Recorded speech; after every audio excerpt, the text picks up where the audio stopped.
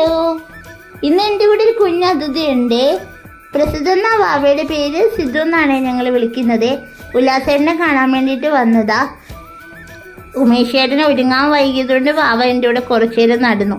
ഇന്ന് ഞങ്ങൾ രണ്ടാളും എങ്ങോട്ടാ പോയെന്നറിയണ്ടേ?